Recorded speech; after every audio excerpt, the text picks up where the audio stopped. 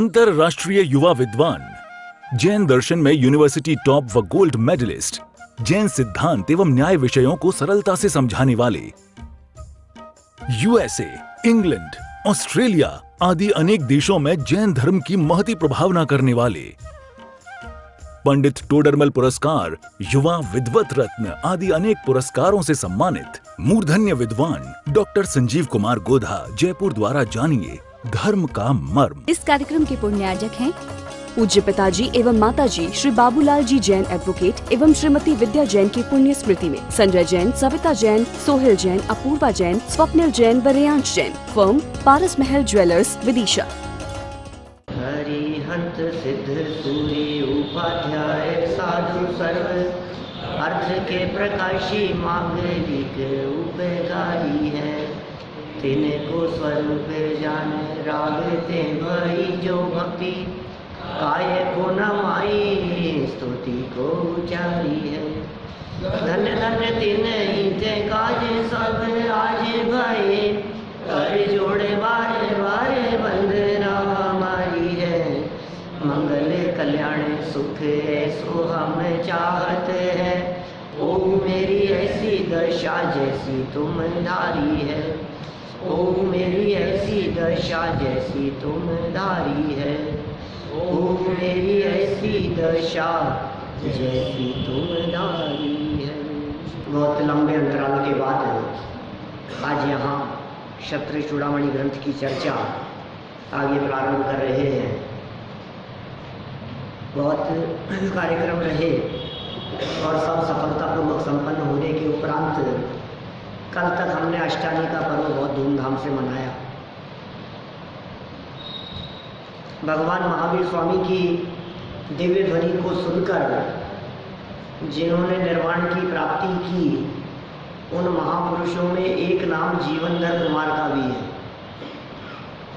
जीवनधर कुमार चौथे काल में भगवान महावीर स्वामी के काल में ही हुए थे, जिनकी ये कथा हम पढ़ रहे हैं। शायद लगभग साल भर हो गया इसे चलते हुए। इसमें जहाँ तक चर्चा अपनी पीछे चली थी, उसमें आपको ध्यान होगा जीवनधर कुमार सब छोड़ छाड़ कर निकल गए थे। छोड़ छाड़ कर उन्हें दीक्षा नहीं, जहाँ विवाह हुआ था वहाँ से निकल गए थे। जंगल में उन्होंने कुछ विश्राम किया, फिर कोई व्यक्ति उन्हें एक किसान मिल गया, फिर किसान को उन्होंने गहने वगैरह दे दिए, उसका उपकार किया, उसका उद्धार किया, उसको श्रावक के व्रतों वगैरह की बातें कही, फिर और आगे निकले। जब और आगे निकले तो कहीं विश्राम के लिए रुके जंगल में ही, और एक विद्याधरी वहाँ आ गई और उसने अपने हाव भाव से ऐसा व्यक्त किया कि मैं इस जंगल में अकेली हूँ और मुझे कोई उठा करके ले गया था और ऐसा ऐसा मेरे साथ में हुआ, तो आप तो सज्जन पुरुष दिखते हैं, आप मेरी रक्षा करें। तो जब ये बात वो कह रही थी कि इससे पहले कि कोई कदम ये उठाते, इनके कानों में कुछ आवाज़ पड़ी। ये कहाँ चले गई, कोई पुकारता हुआ उसे आ रहा था।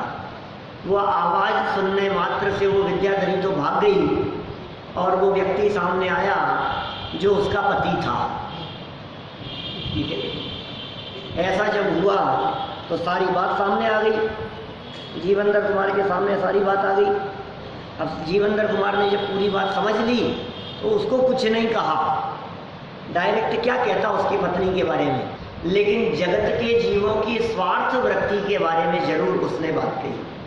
माने जीवनधर कुमार उस विद्याधर को, जो अपनी पत्नी के ऊपर अत्यधिक विश्वास करके मोह में फंसा था, उसे उपदेश देने लगे।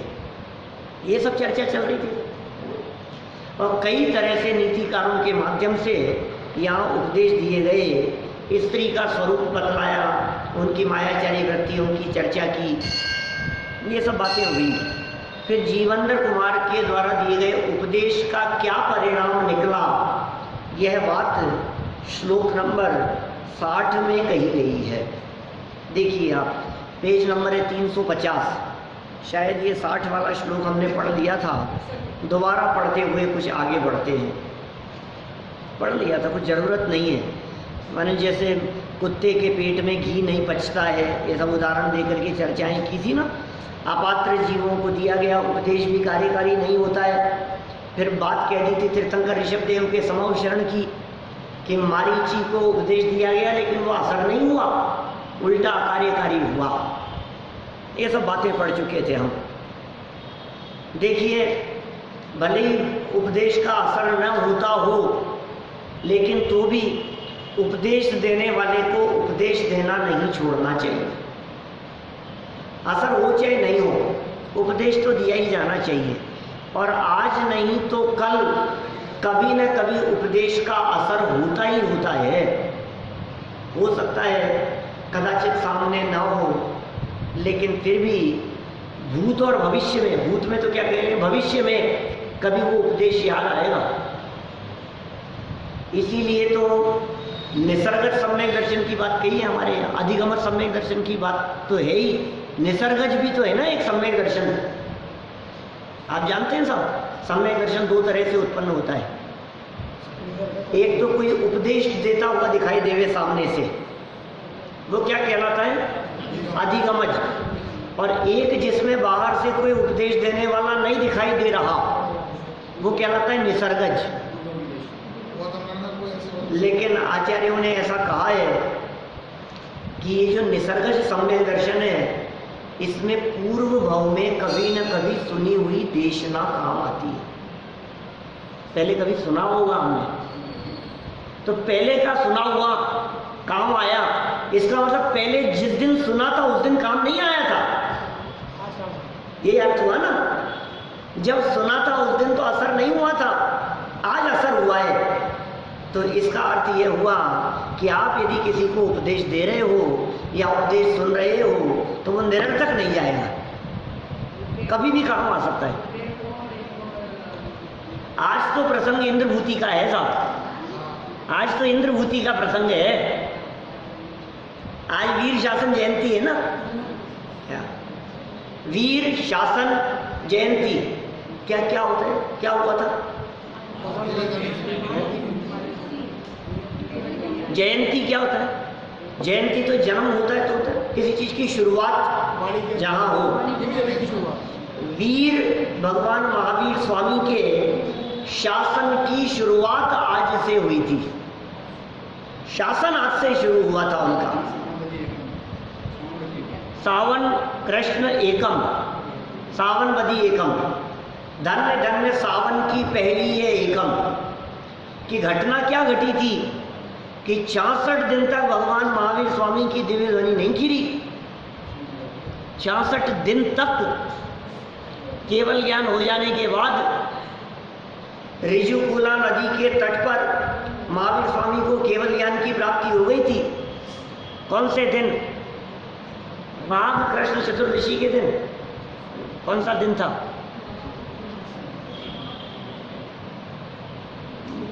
माघ कैसे होगा? कितने दिन? 66 दिन लगा लो आप। कितने? 2 महीने करीब पहले की बात है। 2 महीने 6 दिन। तो उस दिन भगवान महावीर स्वामी को केवल ज्ञान हो गया, घोषणा हो गई, चारों तरफ लोगों के पास में संदेश पहुंच गए, उपदेश सुनने के लिए आओ। लोग उपदेश सुनने के लिए आ रहे थे, समूह शरण की रचना हो गई और उपदेश ही नहीं हो रहा है। बोलो कैसी घटना घटी? होता नहीं है कभी ऐसा। ये उन्नाव सर्वनी काल के प्रभाव जैसा समझना चाहिए कि केवल ज्ञान हो जाने के बाद भी तीर्थंकर परमात्मा की दिव्य ध्वनि न खिरे, ऐसा भी हो जाता है। हुआ ही है ना। 66 दिन निकल गए।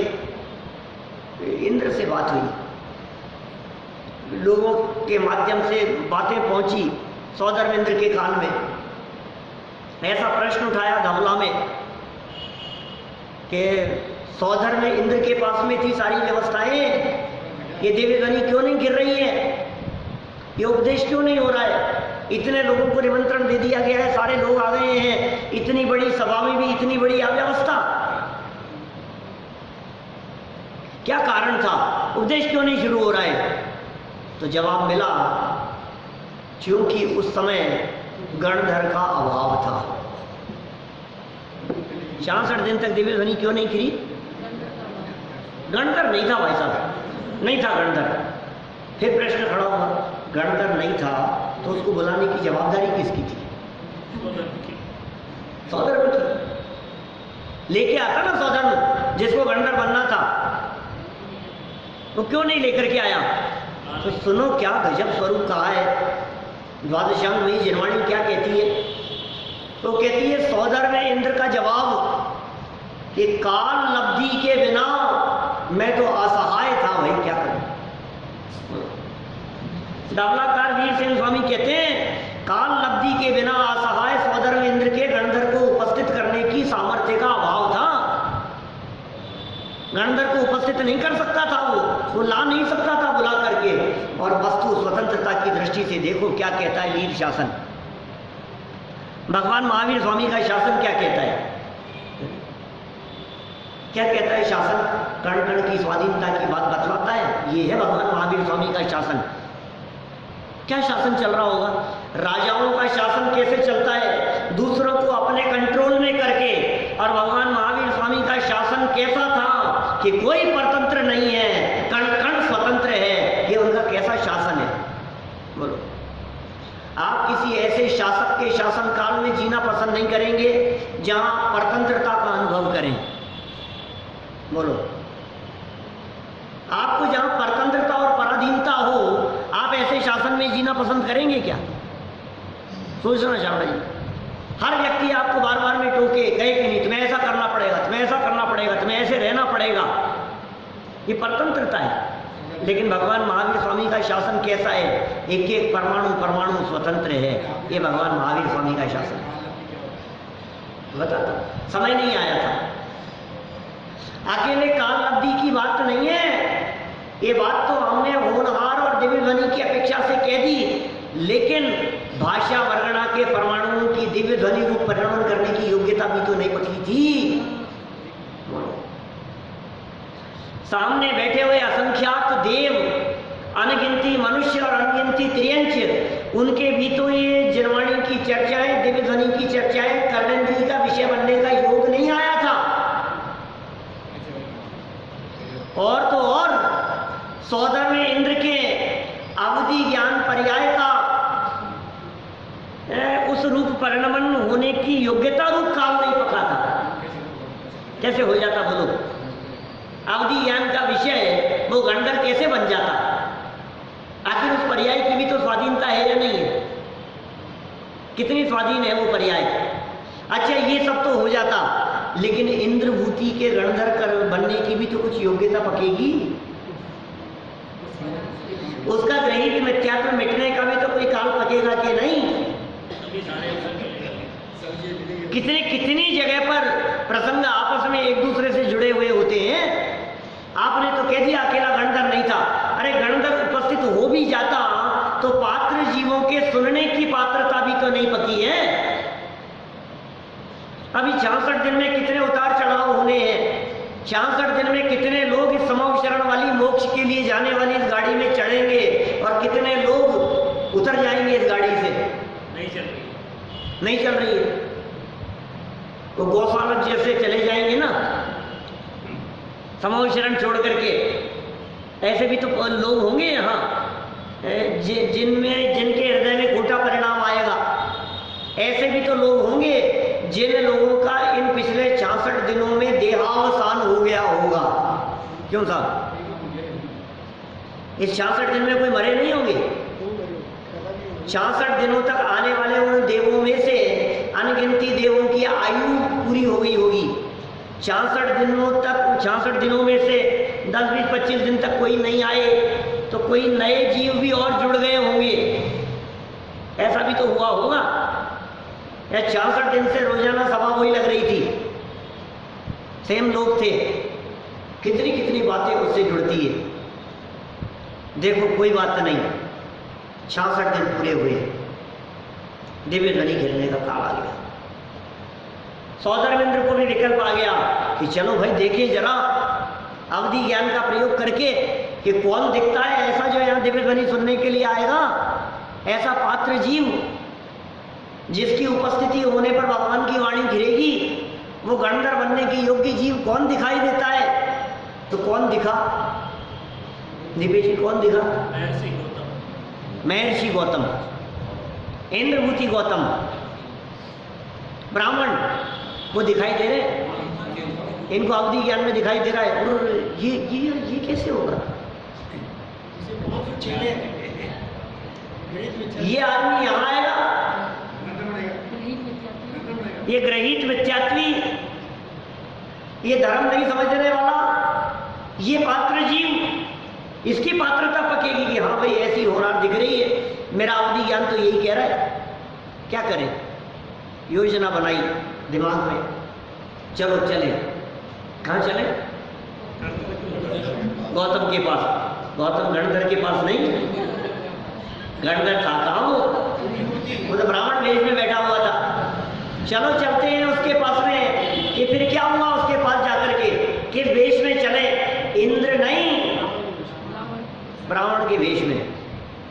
ब्राह्मण का वेश बनाया, वृद्ध ब्राह्मण का वेश बनाया, बूढ़े आदमी का वेश, सफेद दाढ़ी, सर में सफेद बाल, कमर झुकी हुई, हाथ में एक लकड़ी, और झुकते झुकते पहुंच गया उसकी सभा में, इंद्रभूति की सभा में।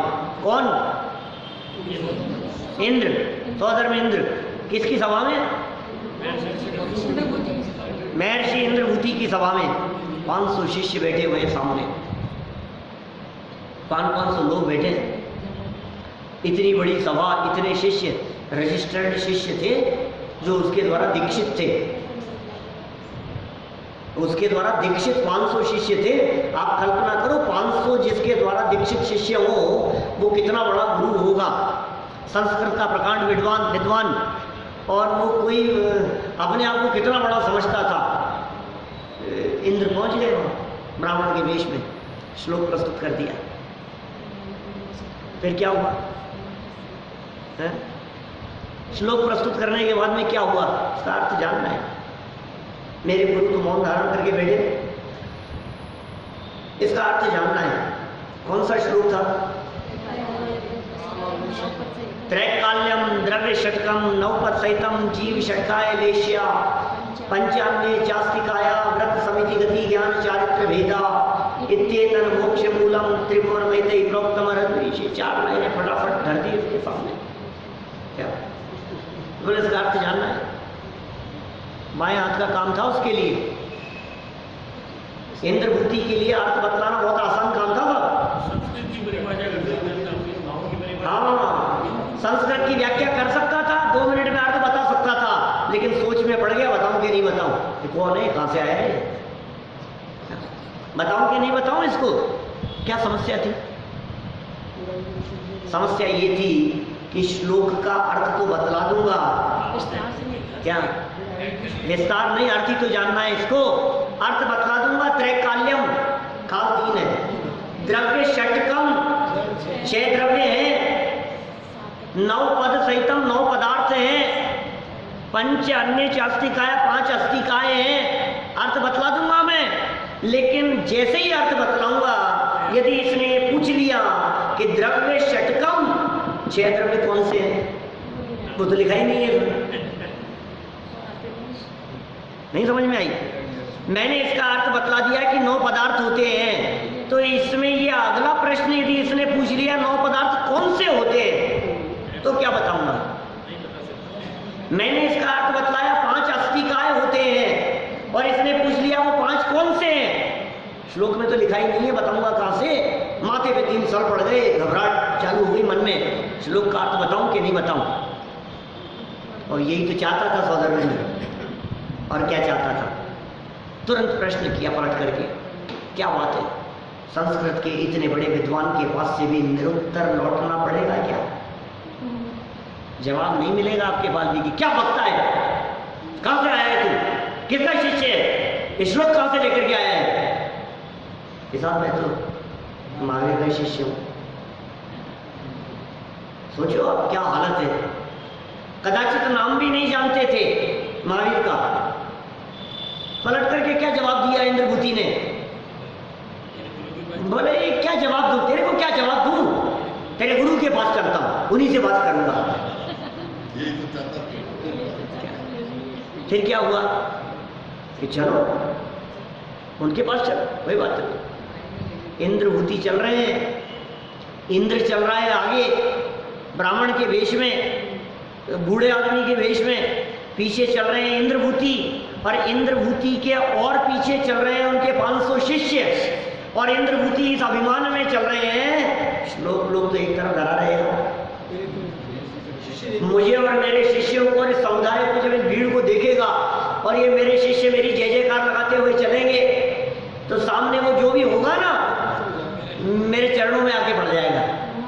जब आगे की बात कर रहे हैं, इस अभिमान में चले जा रहा है वो, और चलते चलते चलते चलते फिर क्या हुआ, तो वो जी वो कहाँ पहुंचे, समूह शरण के दरवाजे पर।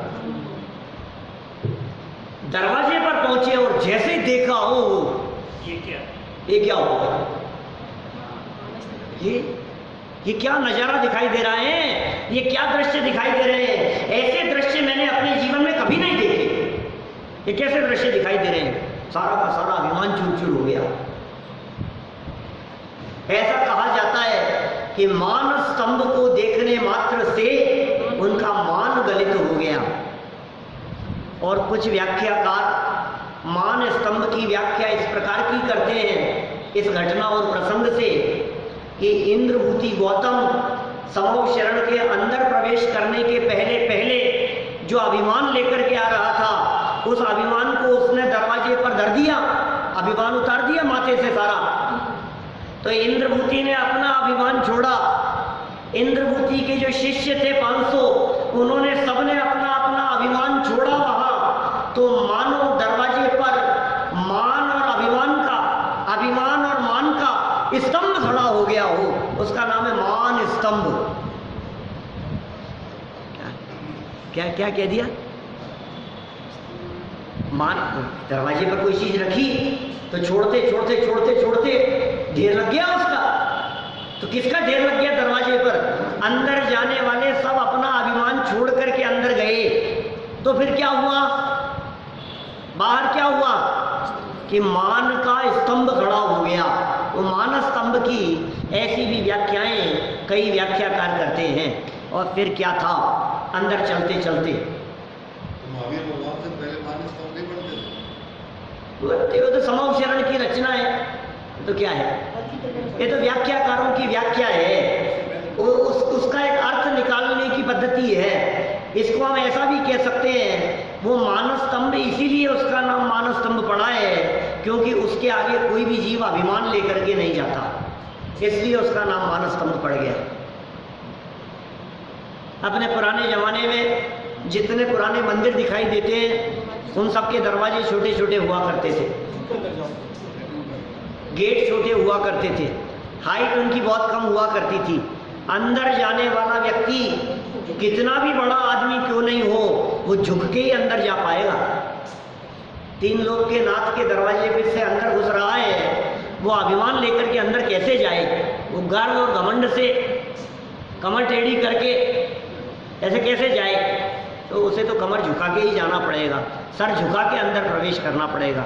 अंदर चले, फिर क्या दृश्य दिख रहे हैं। अभी उपदेश नहीं हुआ भगवान महावीर स्वामी का, अभी वाणी लिखी रही है, अभी वीर शासन जयंती का प्रारंभ नहीं हुआ है, ये तो वीर शासन जयंती की भूमिका चल रही है। अभी तो क्या था, अभी वीर शासन जयंती शुरू नहीं हुई है, क्योंकि अभी तो इंद्रभूति गौतम वो तो कपड़े पहने, वस्त्राभूषण वो है अभी तो उसके पास में, साधु के वेश में। लेकिन देखा उसने, अरे मैं अपने आप को इतना बड़ा गुरु समझता था, 500 शिष्य थे, और यहाँ देखता हूं तो देवलोक बैठे हैं। ये किसकी सभा में आ गया उन्हें, असंख्यात देवलोक बैठे हुए हैं, अनगिनती त्रियंच बैठे हुए हैं, अनगिनती मनुष्य बैठे हुए हैं। ये कैसा माहौल दिखाई दे रहा है, ये पशु पक्षी बैठे हुए हैं यहाँ पर। ऐसा नजारा उसने कभी नहीं देखा अपने जीवन में। वहीं गाय बैठी हुई है, वहीं हिरण बैठे हुए हैं, शेर भी वहीं बैठा हुआ है, सर्प वहीं बैठा है तो नेवला भी वहीं बैठा हुआ है, कुत्ता बैठा हुआ है तो बिल्ली भी वहीं बैठी हुई है। बोलो, बैर विरोध को छोड़कर, शत्रुता को छोड़कर, दुश्मनी को छोड़कर जाति से जो विरोधी दिखाई देते हैं, ऐसे जीव विरोध को छोड़ करके वहां एक साथ बैठे हुए हैं। एक ऐसा दृश्य दिखाई दे रहा है। छह ऋतुएं फलती फूलती हुई दिखाई दे रही है, मंद सुगंधित पवन बहती हुई दिखाई दे रही है, निष्कंटक भूमि दिखाई दे रही है। और फिर क्या हुआ, जब दृष्टि पड़ी प्रभु जी तुम पर, मुझको स्वभाव का भान हुआ। ये सारे कैसे कैसे नजारे देख रहे हैं उसको। कहीं न कहीं जाति स्मरण ज्ञान हुआ, जाति स्मरण ज्ञान हुआ, मान बाहर रह गया, दर्शन मोह छूट गया, मिथ्यात्व चला गया, सम्यक दर्शन की प्राप्ति हो गई। गुणस्थान चढ़ते जा रहे हैं, कपड़े उतरते जा रहे हैं, बाहर में सीढ़ियां चढ़ता जा रहा है। ये कैसा माहौल बन गया है, सोचो आप। कदम बढ़ते चले जा रहे हैं भगवान महावीर स्वामी की तरफ, ऊपर चढ़ता चला जा रहा है। और जैसे ही दृष्टि पड़ी, ऊपर देखता है तो माथे पर छत्र दिखाई दे रहे हैं, तीन तीन छत्र दिखाई दे रहे हैं, देवलोक चमड़ ढोते हुए दिखाई दे रहे हैं, पीछे भावमंडल दिखाई दे रहा है। और ऐसा लगा मानो भगवान मेरी तरफ ही देख रहे हो। अभी उपदेश होना प्रारंभ नहीं हुआ, लेकिन मौन का उपदेश ये शब्दों से कई ज्यादा प्रभावशाली हुआ करता है। मौन की भाषा शब्दों की भाषा से कई गुना सशक्त हुआ करती है। शब्द एक भी नहीं निकला, लेकिन मानो सब कुछ कह दिया हो कि मूर्ख ये सब क्या देखता है, ये मौसम को क्या देख रहा है, ये वातावरण को क्या देख रहा है, ये इंद्र और देवी देवताओं को क्या देख रहा है, ये मनुष्य त्रियंच गति के जीवों को क्या देख रहा है। ये सब देखने लायक नहीं है। ये क्षत्र चमर भावमंडल, ये समूह शरण का वैभव, ये सब पुण्य का वैभव है। सुन, देखने वाले को देख, अंदर में देख, देखने वाले को देख, अपने स्वरूप को देख, अपने गायक स्वरूप को देख। मानो भगवान महावीर स्वामी का वो मौन उपदेश इंद्रभूति ने सुन लिया, मौन उपदेश सुन लिया। सारा जगत यह कहता है कि इंद्रभूति भगवान महावीर स्वामी के शिष्य थे। इंद्रभूति उनके शिष्य थे। इंद्रभूति ने भगवान महावीर स्वामी से क्या सीखा, मैं आपसे पूछना चाहता हूं, बोलो। इंद्रभूति ने क्या सीखा भगवान महावीर स्वामी से? गुरु थे ना क्या? मैं आपसे पूछता हूं, भगवान महावीर स्वामी के प्रमुख शिष्य कौन? बोलो। भगवान महावीर स्वामी के प्रमुख शिष्य कौन? इंद्रभूति गौतम प्रमुख शिष्य थे। क्या पढ़ाया था भाई साहब उन्होंने भगवान महावीर स्वामी, और क्या पढ़ा था इंद्रभूति ने उनसे? सोचना एक बार गंभीरता से, मैं कुछ बात कहना चाहता हूं आपसे। इंद्रभूति ने क्या पढ़ा था भगवान महावीर स्वामी से, ये बताओ आप तो मुझे। सुनो, उनका उपदेश सुनने के पहले तो सम्यक दृष्टि हो गए थे। उनका उपदेश शुरू होने के पहले गुणस्थान 5वां भी हो गया था। उनका उपदेश शुरू होने के पहले 6-7वें गुणस्थान भर्ती हो गए थे। उनका उपदेश सुनने के पहले मति ज्ञान, श्रुति ज्ञान, अवधि ज्ञान और मने प्रिय ज्ञान, 4 ज्ञान के धारी हो गए थे। अब क्या बाकी रह गया था? क्षण क्षण में अंतर्मुख होकर के अतीन्द्रिय आनंद का रसास्वादन भगवान महावीर स्वामी के उपदेश को सुनने के पहले चालू हो गया था। तुम कहते हो भगवान महावीर स्वामी के शिष्य हैं, कुछ भी तो नहीं सीखने को मिला। सब कुछ तो उनके उपदेश के पहले ही सीख लिया, तो भी कोई बात नहीं। जगत के जीवों को उपदेश का लाभ इंद्रभूति की उपस्थिति के बाद में मिला, इसलिए ऐसा कहा जाता है।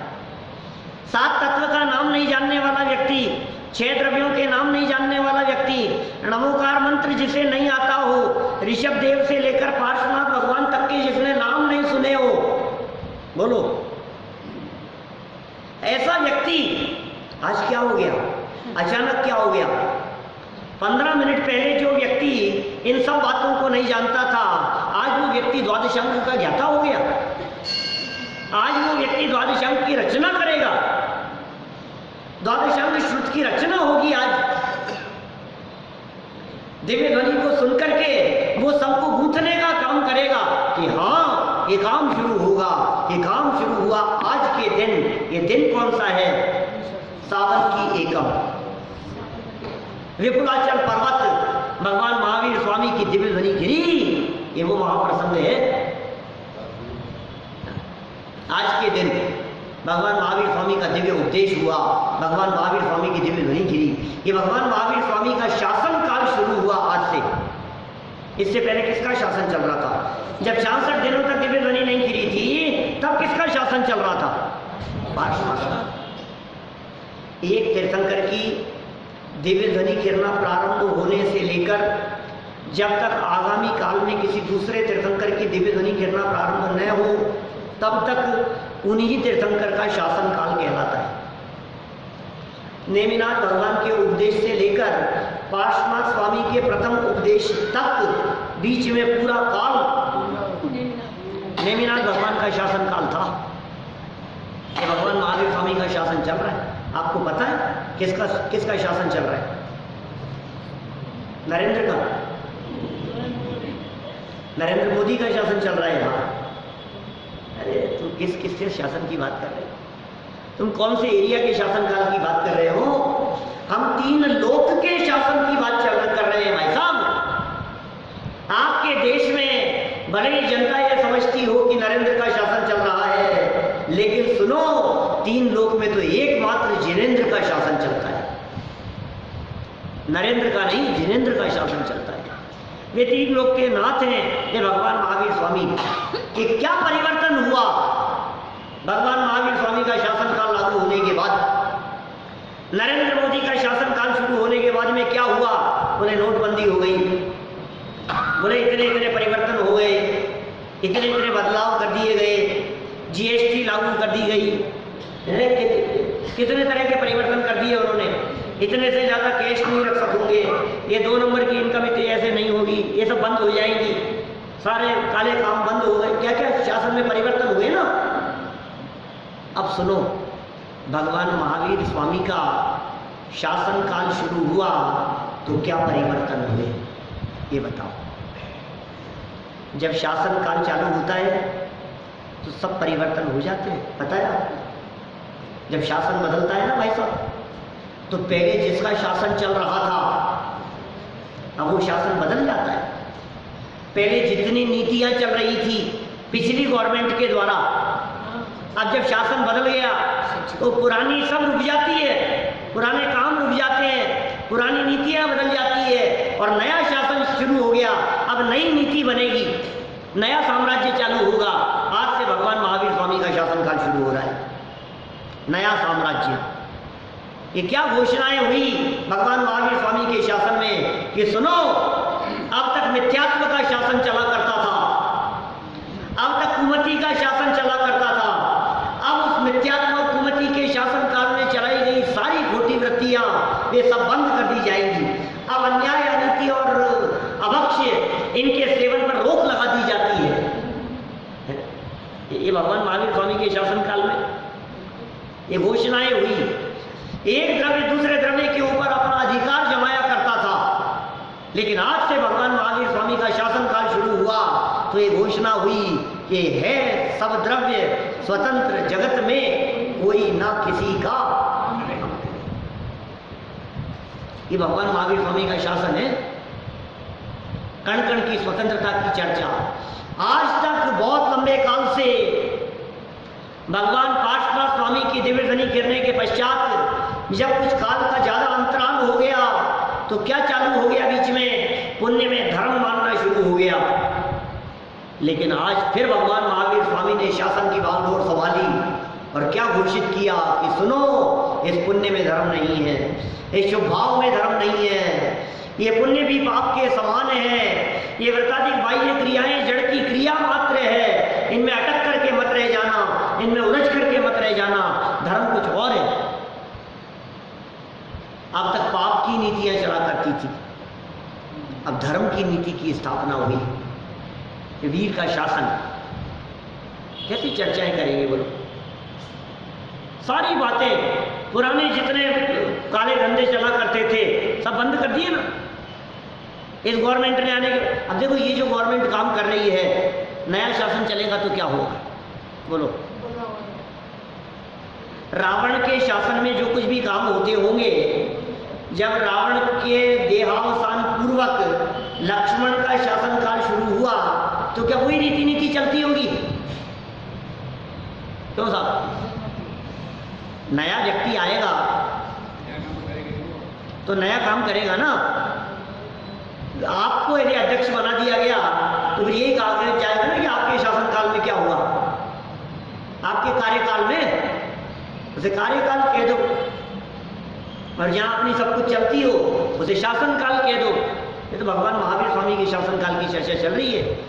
700 केवली थे भगवान महावीर स्वामी के स्वामी शरण में। इस कार्यक्रम के पुण्यार्जक हैं पूज्य पिताजी एवं माताजी श्री बाबूलाल जी जैन एडवोकेट एवं श्रीमती विद्या जैन की पुण्य स्मृति में संजय जैन, सविता जैन, सोहेल जैन, अपूर्वा जैन, स्वप्निल जैन व रेयांश जैन। फर्म पारस महल ज्वेलर्स, विदिशा।